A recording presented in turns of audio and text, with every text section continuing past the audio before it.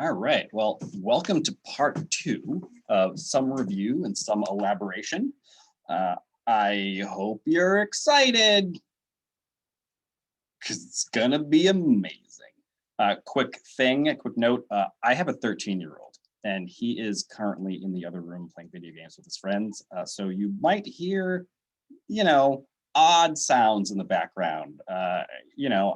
He could be playing Minecraft, he could be playing Call of Duty. I'm not really sure. If he's playing Minecraft, probably fine. If he's playing Call of Duty, you might hear screams about headshots and whatnot. Maybe I'm a terrible parent. I don't know. But regardless, that is a thing that might occur. So just be aware that you might hear sounds. Anyway, I don't have a good segue for that. So I want to talk about some ways of seeing deviance. And when I say ways of seeing deviance, I mean in general, right? So among members of society, us as individuals, there are different orientations, different ways of thinking about deviance and deviant actions. We can fit them broadly into two categories. They're not quite as fixed as this, like there's a continuum here. But, for ease of conversation, we can split these into moral absolutism and moral relativism.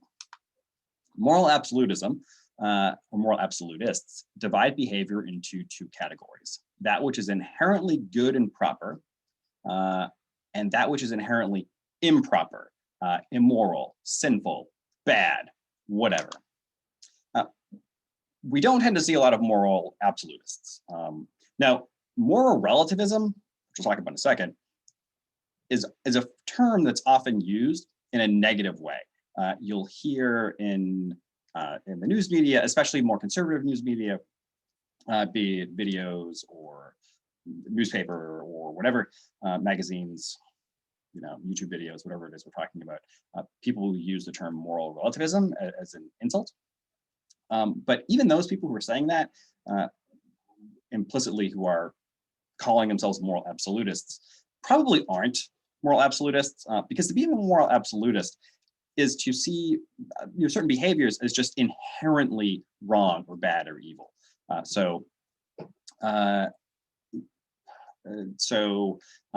Drinking, for instance, might be viewed as sinful.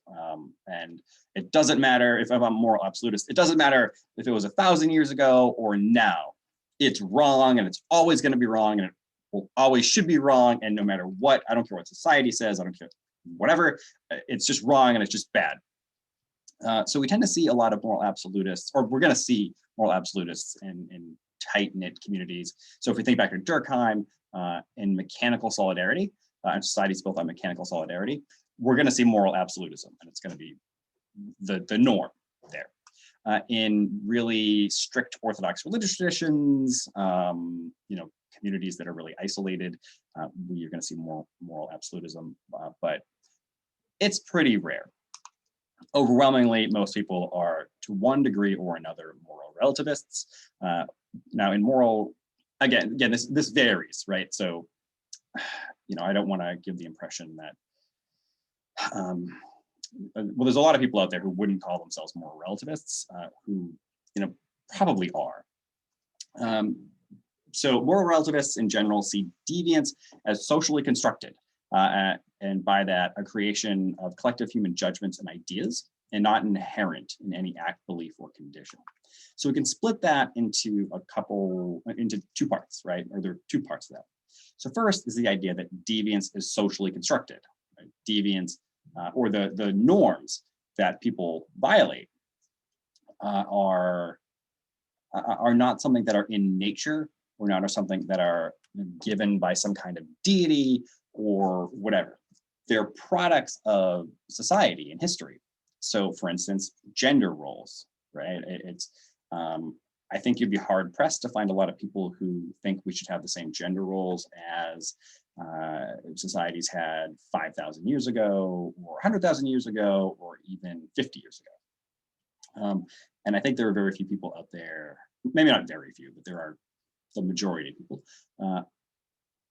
are not going to see gender roles as somehow inherently fixed within us. There's going to be at least some level of understanding that gender roles, what roles men and women should play, at least in some way affected by society and the time period in which people exist.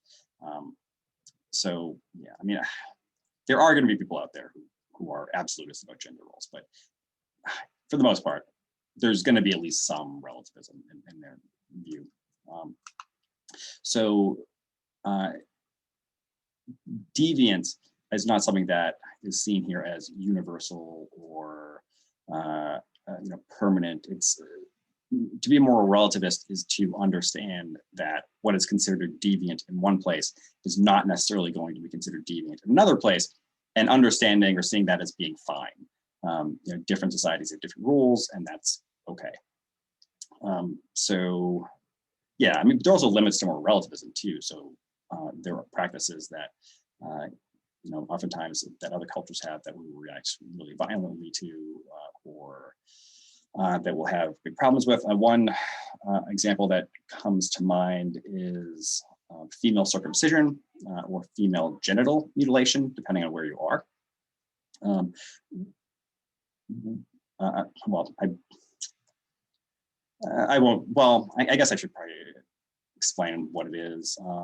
Well, I won't. If you want to Google it, go for it. But it's something that can be quite upsetting.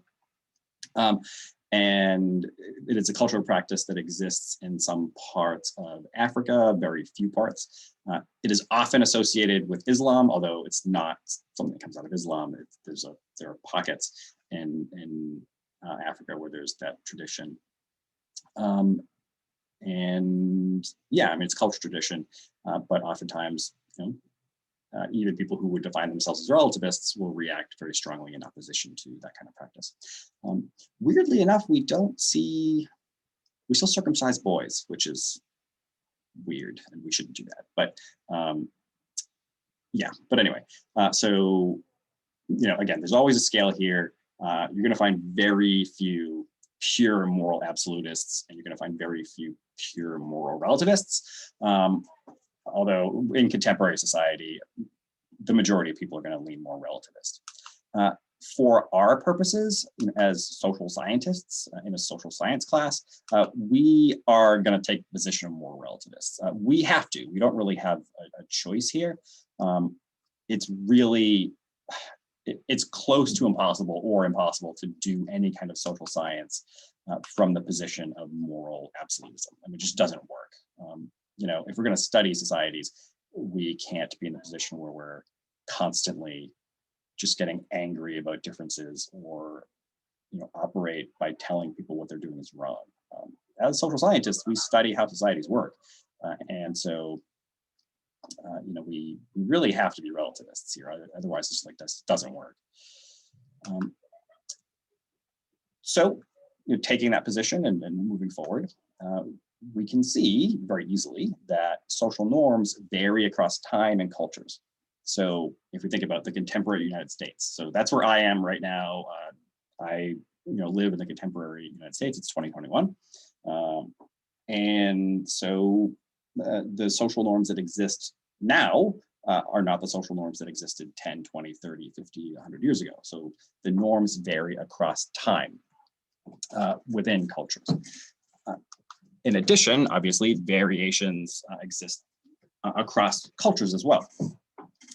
So I'm going to focus more on variations across cultures here, but I do want to take a quick look at some historical changes. There's no particular reason why I'm looking at cross-cultural variations rather than over time. It just, I don't want this video to be 9 hours this long, so, I just pick one. So I'm just going to quickly mention some changing social norms in the United States, or norms that have changed. This is a picture that is likely pretty shocking to a lot of people, especially if you're on the younger side. Here we have a woman holding a child, lighting a cigarette, which now would lead to a lot of negative reactions. But there have been long periods of time before now where smoking around kids was not seen as deviant in any way. I mean, people smoked around kids all the time. But it has become gradually more and more, or stronger and stronger norm that you just don't do that, right? Even if you're a smoker, the idea that you would sit down next to a kid or hold a kid while you're smoking, you're probably wouldn't even consider doing that. Whereas in the past, people didn't bat an eye about it. Corporal punishment was for a long time, and probably for the majority of human history, or at least over the past, since hunter-gatherer times, but we don't need to get into that. Corporal punishment, so the use of physical, what we would now call physical violence or physical abuse on kids was considered good parenting. So where now we might think of using corporal punishment as beating a kid and being abusive, there are, throughout much of our existence as humans, that was seen as the correct way to act. And it's even backed up in religion, right? At least in Christianity, there's a statement, spare the rod, spoil the child. That means, so spare the rod means not beating your kids. And that spare the rod, spoil the child. If you don't beat your kids, they're going to be spoiled. So you need to do that. But, over time, the attitudes have, for the most part, shifted away from using that kind of punishment towards other kinds. And so what was once good parenting has become child abuse. Gender roles are another good one. So I'm going to actually show something.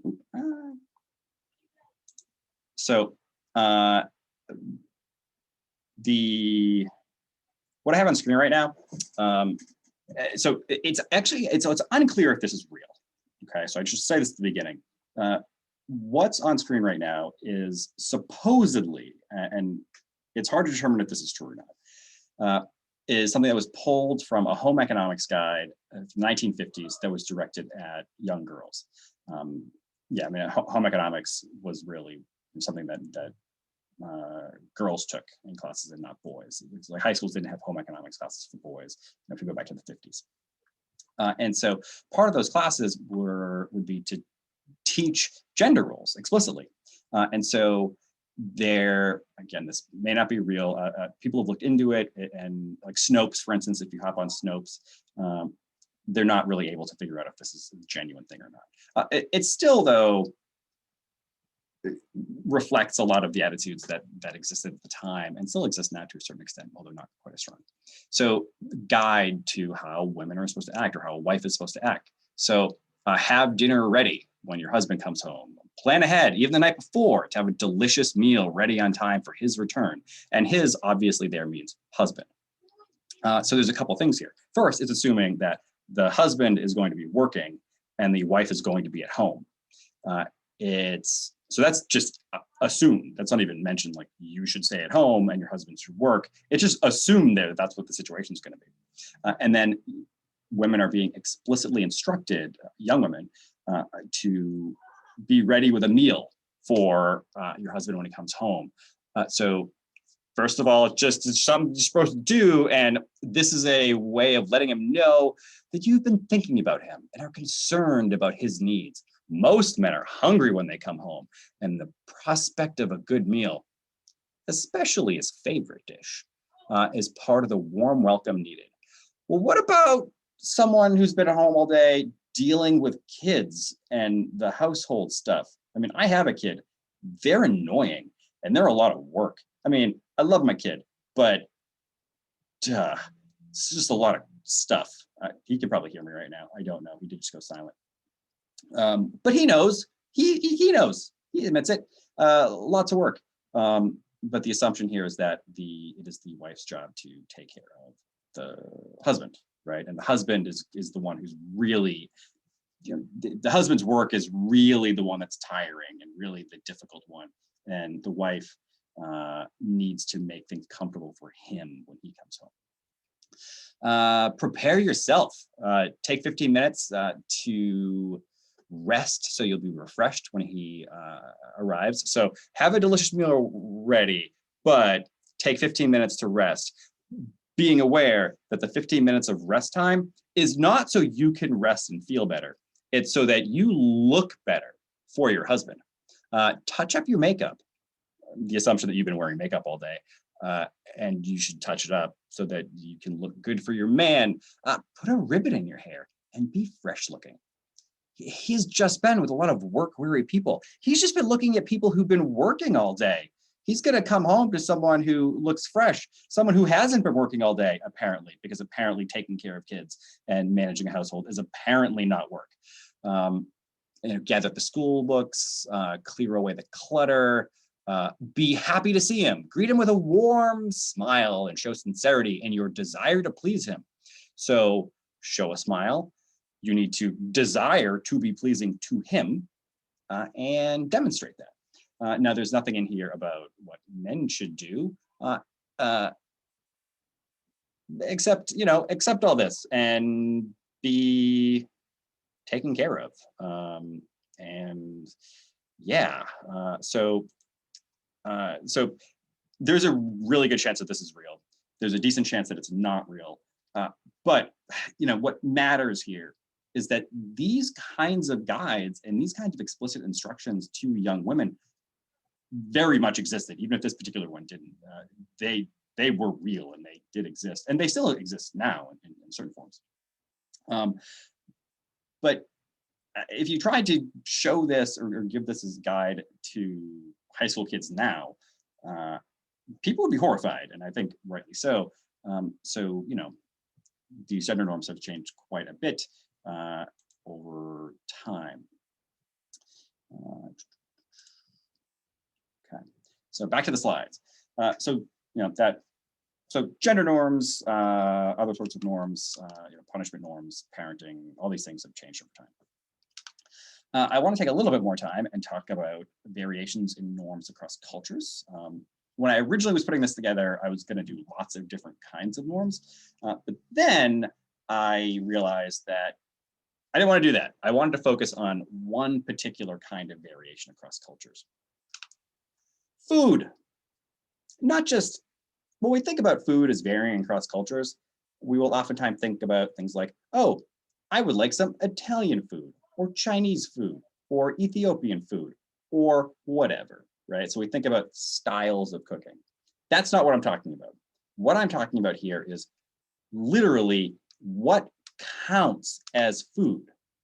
So I'm not like what in the dictionary sense of food, like what's edible, or what is food in the sense of different styles of cooking, but rather what is seen as appropriate to eat or not. Okay. So I, a few years ago, spent like a month and a half in China. I was teaching over there, and it was just an amazing experience. But as someone raised in the US, especially, like I have poor people taste buds. I was raised with not like fine meals and whatnot. Lots of stuff that came out of cans or boxes or whatever in the United States. So I'm in a particular cultural context. And so, you get used to certain types of things being offered as food and certain types of things not being offered as food. So I spent a lot of time in China just marveling at just what appeared in front of me. It's really important to preface what I'm about to say with there's no moral judgment here. These are just differences, right? Things that I was just surprised by. I hadn't been expecting just because of my own cultural background. So one of the things that I ran into was this was at a restaurant, and there were live frogs. So this is at a restaurant. And so you could order a frog, and I don't know if you could pick the frog you wanted, because the people who work there didn't speak English and I don't speak Chinese. And it felt like, can I pick my own frog? Felt like a weird thing to type into Google Translate. So I don't know, but presumably the fact that we can see them, I would imagine if I wanted to pick my own frog, I could probably do that. I don't know. But regardless, I've never been to a restaurant in the United States that served frogs, although, there certainly are places that serve frogs, but I've definitely never been to a place or heard of a place where you have live frogs on display as food. That's something you can order. Duck tongue. All right, this one weirded me out, okay? Again, we eat ducks, we eat birds, we eat all kinds of animal parts. When I first saw duck tongues, my first thought was they look like dragons. They look like dragon heads. And I didn't know what to do with them. I didn't know what they were. Somebody told me. I had never thought about eating duck tongue. I knew people ate cow tongues, but it just never occurred to me, right? So I saw it, I was just surprised, right? It stood out. Something that I have seen in the US, but not very often and not with the same amount of frequency, are chicken feet. So this is a picture I took at a grocery store, but also I was on a bus trip at one point, with the place that was hosting the professors. And one of the people who worked for this organization, someone we all became friends with, she was awesome. We stopped at a convenience store, it was like a gas station / convenience store, and she went in and didn't get fresh chicken feet. So these are fresh chicken feet. She got a bag of chicken feet. We might go into a store and get a bag of beef jerky or something. She had chicken feet, and she gave me one of them, and I did not like it very much. But that's just me. I think it's probably more psychological than anything else. No, it is more psychological. I just wasn't used to it. I just was not used to be holding a chicken foot and putting it in my mouth and eating it. But it's certainly something that is eaten, and why not? I mean, why can't you eat it, right? Why not? This is another picture from a grocery store, and it's of a turtle. I never run into a turtle at a grocery store before, but it was there.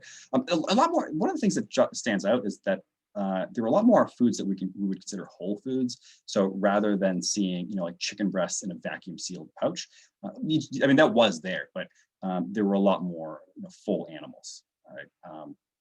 Which is significantly healthier than the way we do things here in the US.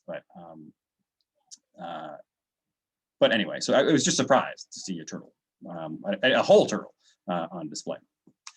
Now, so going back to this picture, I want to now go back and forth and compare the images that I just showed with some images from the US. And these are pictures that I took. They're things that I found online.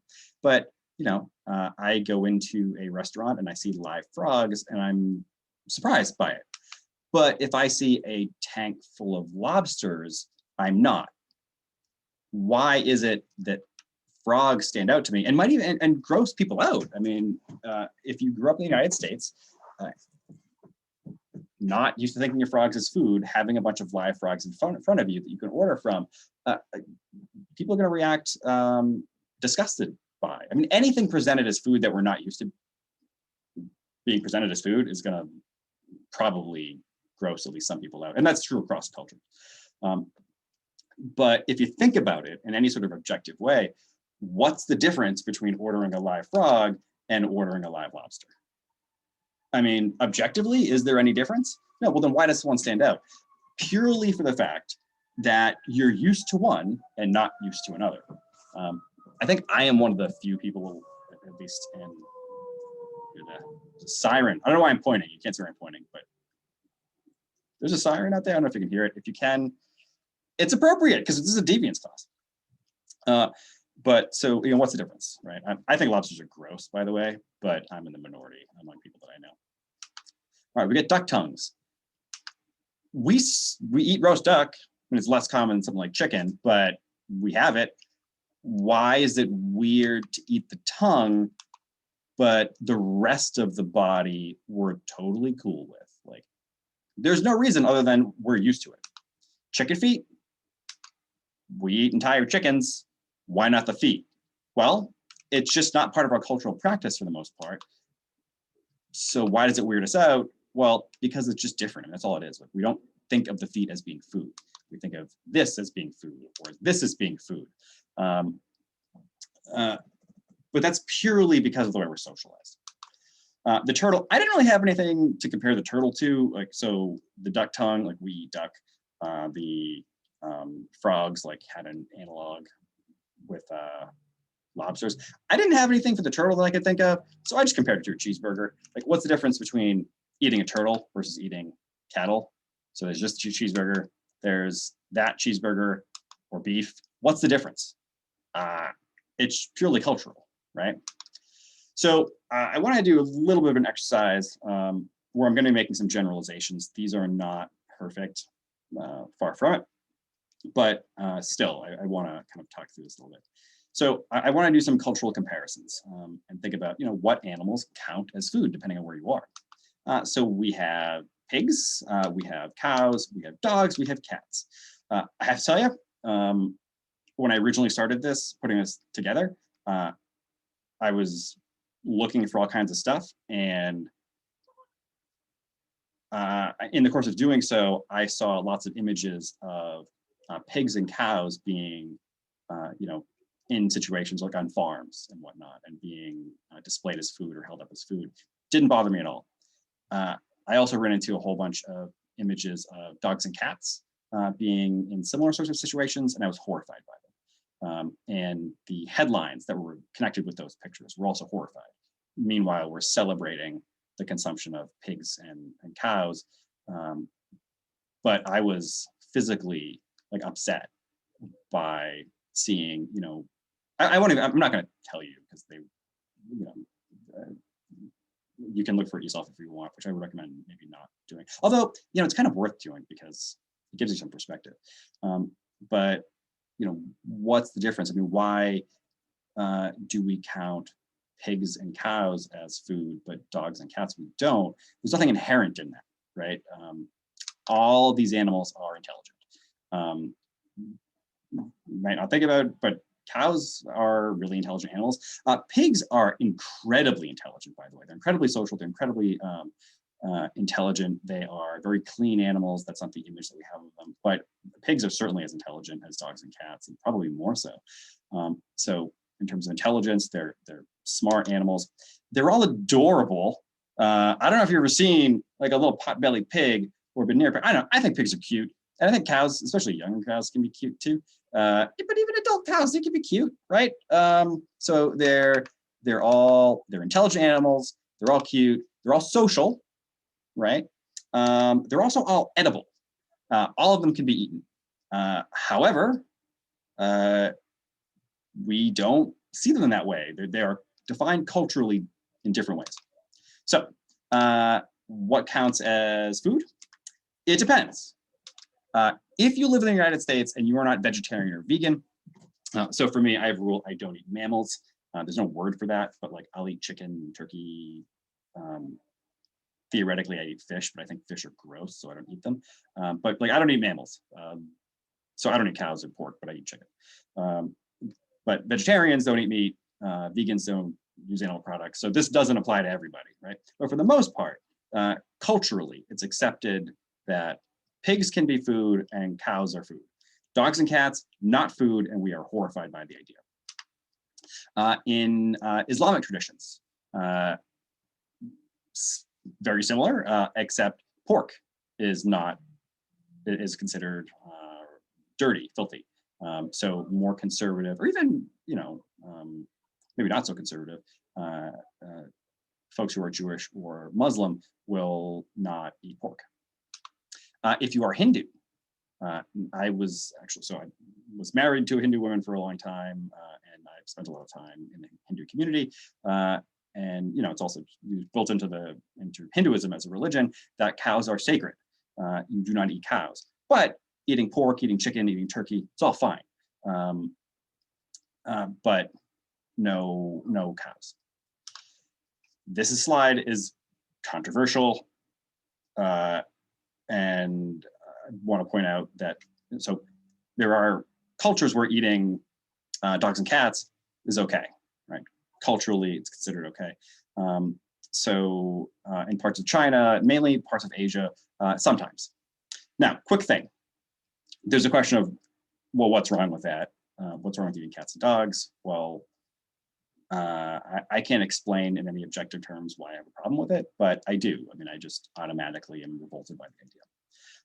There's also this weird thing. When I was putting this slide together, I was really scared about putting the slide together and having it displayed. And I felt the need to add let me get my highlighter. I felt the need to add this little caveat here for sometimes, because I wanted to not paint China as a whole as being a place where it's accepted that you eat cats and dogs, which is a weird thing. And as I think about it now, I'm realizing, well, you know, in the United States, for instance, it's not always considered okay to eat cows. Not like everybody's okay with it. Not everybody's okay with eating pigs. Well, same thing in China, right? Not everybody's okay with eating cats and dogs. But on this slide, I didn't put the word sometimes. On this slide, I didn't put the word sometimes. Like, I know people of Jewish background who will eat pork, but I didn't put sometimes on this. I didn't put sometimes here. My ex-wife, who's Hindu, wouldn't eat beef, but there were times when she did sometimes, and that's not uncommon. But I didn't put sometimes here. Like, the rules are flexible. But for some reason, when I put the slide together that involved cats and dogs, I felt the need to include the word sometimes, because it feels, as I'm saying it, it feels like I'm insulting an entire country by saying that sometimes, in some contexts, people eat cats and dogs. Like, that's how deeply ingrained it is that cats and dogs aren't food. It seems like an insult to say that they are under certain circumstances. Why? I mean, if I got rid of the word sometimes here and I just said, okay, in China, people eat cats and dogs, I'm guessing that there were a lot of people from China, if they saw it, would be upset, would be mad, right? Or the idea that painting people with a broad brush is, in this case, wrong, but it's not because of painting people with a broad brush, because I'm painting people with a broad brush here, here, and here, and for the most part, people aren't going to get upset about it. But here, oftentimes they will. And again, I felt bad putting the slide together. Now, the problem, I'm going to make the case anyway, is not with eating cats and dogs, which is weird to say. The problem is the way that we judge other cultures, right? Unless you're a vegetarian or a vegan, and even then it's still problematic. If you think about it objectively and you think, all right, is it really wrong to eat cats and dogs, as you're chomping away in a cheeseburger, and you come to the conclusion that yes, it is objectively wrong to eat cats and dogs, that's more of a problem with you, I think, than it is of people who eat cats and dogs. So anyway, why am I going on this whole tangent? It just, again, even just for me, the act of putting this slide together and saying that in some parts of China, people eat cats and dogs, it felt like I was insulting China as a whole. But why do I feel that way? It's strange. There's a lot to unpack there, but I mean, that's how parts of it I can explain, parts of it I can't. But our notion that cats and dogs aren't food are so ingrained that the idea of pointing out that there are some people who eat cats and dogs feels insulting to people who do. It's very strange. If you are a Jain, so this is a common, it's a fairly common religion in India, Jainism, Jain, then you don't eat any of these animals. You don't eat animals at all. It's a vegetarian/vegan religion. Same thing applies if you are a vegetarian or vegan, then you're not going to think eating any of the animals is okay. So we see pretty wide variations. And then there's another thing that we don't think about as food very often. And if at the beginning of this lecture, I had said what counts as food, I'm going to guess that many of you would guess that, okay, we're going to talk about eating different kinds of animals. And some of you may have been able to predict, okay, cats and dogs are going to come up. But what about this guy? Or this guy? Or this guy? That guy? What about these guys? That guy? These guys? Yummy. Bugs! Bugs. Look at that. Soak that image in, huh? That is a bug. It's going into that lady's mouth.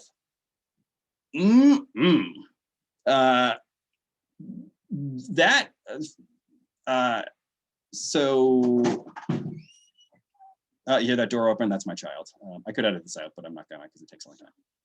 Sid, say hi to everybody. Hello. That was him. See? So people eat bugs, and people have historically eaten bugs, but we generally in the contemporary United States and much of the world don't think about bugs as food.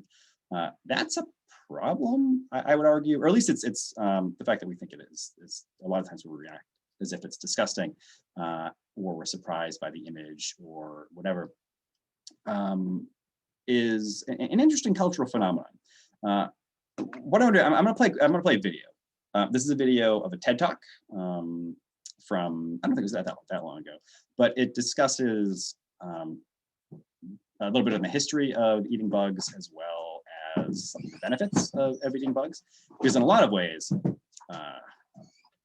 well, and I would say, argue that if we think about this objectively, we really should be eating bugs, and we should be getting away from things like pork and beef for a whole bunch of reasons, some of which come up in this. It's not that long, but I want to play it. Assuming I can start it. Here we go.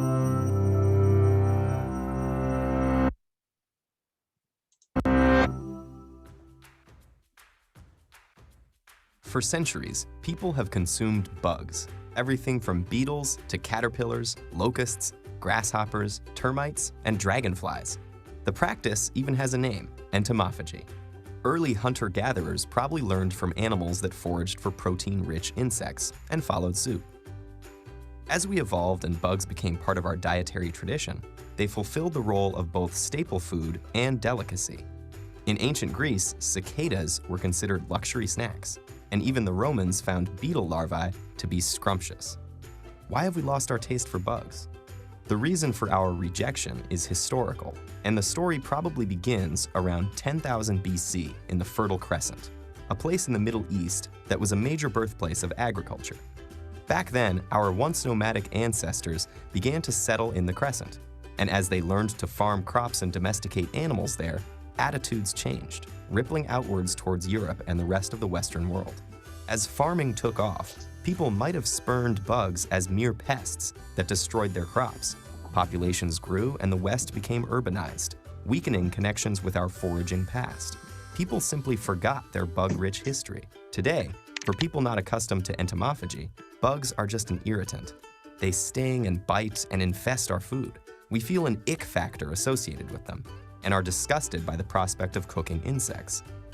Almost 2,000 insect species are turned into food, forming a big part of everyday diets for 2 billion people around the world.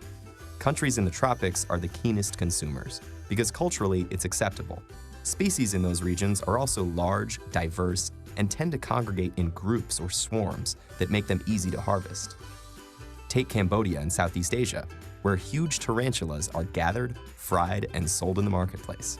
In southern Africa, the juicy mopani worm is a dietary staple, simmered in a spicy sauce or eaten dried and salted. And in Mexico, chapulines are toasted with garlic, lemon, and salt. Bugs can be eaten whole to make up a meal, or ground into flour, powder, and paste to add to food. But it's not all about taste. They're also healthy. In fact, scientists say entomophagy could be a cost-effective solution for developing countries that are food insecure. Insects can contain up to 80% protein, the body's vital building blocks, and are also high in energy-rich fat, fiber, and micronutrients like vitamins and minerals. Did you know that most edible insects contain the same amount or even more mineral iron than beef? Making them a huge untapped resource when you consider that iron deficiency is currently the most common nutritional problem in the world. The mealworm is another nutritious example. The yellow beetle larvae are native to America and easy to farm. They have a high vitamin content, loads of healthy minerals, and can contain up to 50% protein, almost as much as in an equivalent amount of beef. To cook, simply saute in butter and salt, or roast and drizzle with chocolate for a crunchy snack.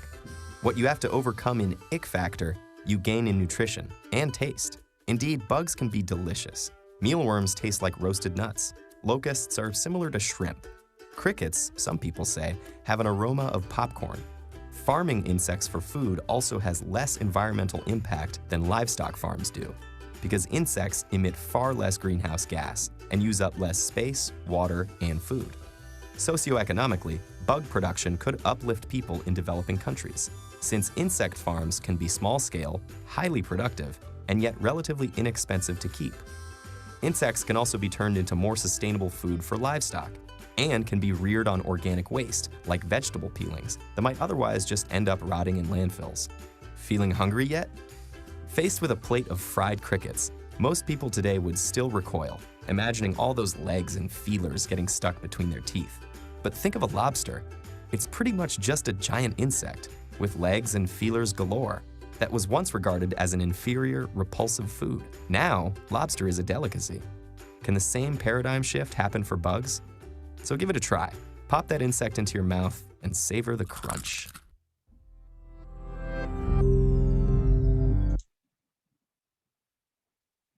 Okay, so a couple things. So there's lots of positive things I want to say about the video. I am going to offer one criticism. So a few things. Bugs are, from an environmental perspective, are significantly better to produce than are things like cattle or pork. We have these massive industrial farms where you'll have got a virtually uncountable number of cows or pigs that just produce enormous amounts of waste, produce enormous amounts of greenhouse gases. They're environmentally devastating. Also, the animals themselves suffer enormously. I mean, if you want to have a very upsetting experience, very upsetting experience, go learn a little bit about what happens to animals on factory farms. You know, the suffering is enormous. Presumably, bugs don't experience that level of suffering. I mean, maybe they do. I doubt it, but certainly possible. But so just morally, it seems better. It's healthier, just as healthy, and probably healthier actually in a lot of ways, because the pork and cattle and beef in general cause a lot of health problems. And growing or harvesting bugs takes up less physical space. It consumes fewer resources. It provides more protein and is more nutrient packed. And yet we don't do it. Quick thing I want to say about the video. This is slightly problematic. I mean, I don't think they meant to say this, but they held up eating bugs as this thing that we should really be encouraging food insecure nations to do. I wish they took it a step further and said that this is something that everyone should do, because it really is. So I don't know what your reaction was to that, but I'm guessing at least a good chunk of people who saw or watching this video or saw some of the other images, probably a bit grossed out by it. Quick thing, I'm gonna keep going with the bug thing. Quick little side note though, the human population is growing. There are 7.5, 8 billion people on the planet. If you're grossed out by the idea of eating bugs, I have some bad news for you, because you're gonna have to eat some bugs. Given human population growth, the farming of cattle and pork at its current scale now is not going to be able to keep up. And so we're all going to be eating bugs at some point soon, I imagine. So buckle up. You're going to go on that journey.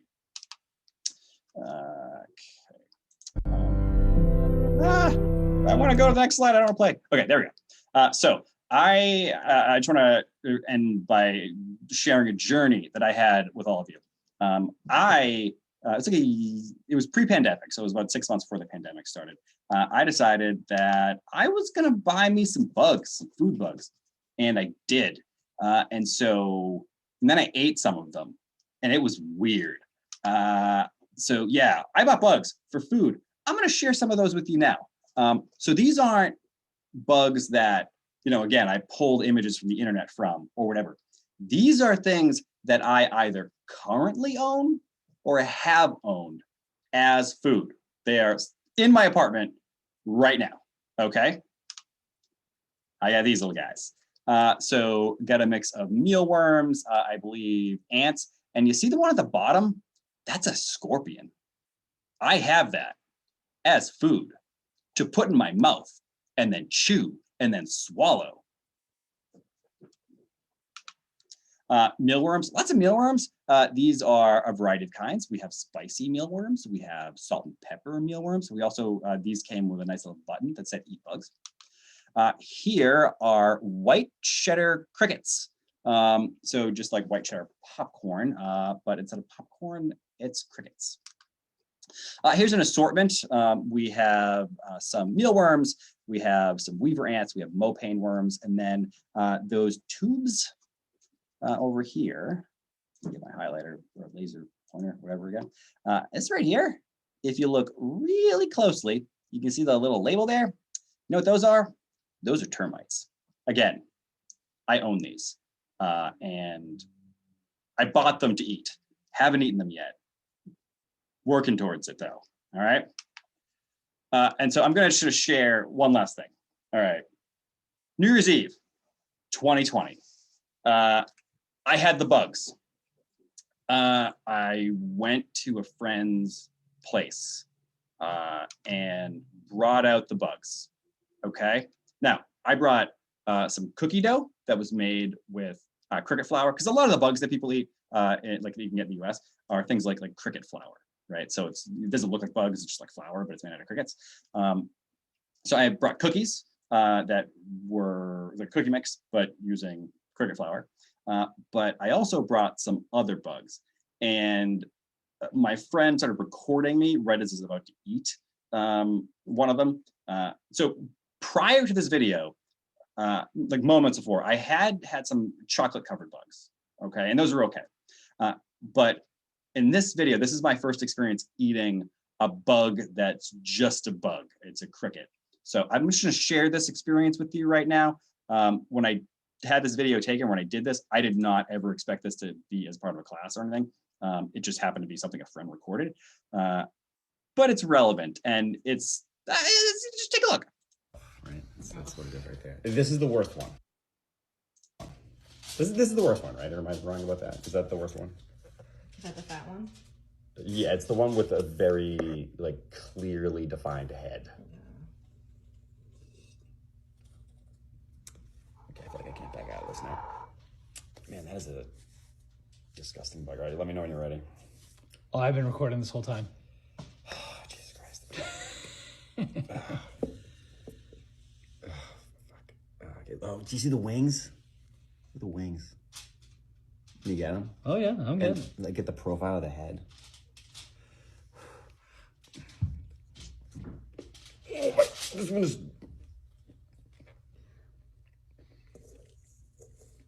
Actually, this one's kind of better than the other. Oh no, it's not. I'm gonna force myself to take it in. Don't be afraid to grab that drink. No, I'm gonna try to not. You're gonna try not to what? Not grab the drink. Oh, I gotta pick it out of my teeth. Yeah. I want to find that later. Oh my god. Okay. That was 85% psychological. But there was a 15% of that was just oh my god, there's still pieces.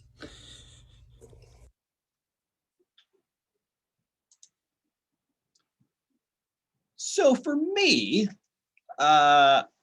it's going to take a little bit of effort, or it takes some effort to transition in my mind from what I normally think of as food to eating bugs. I'm trying though. It's been a bumpy ride, but what's I want to point out is that these are cultural things. These are norms.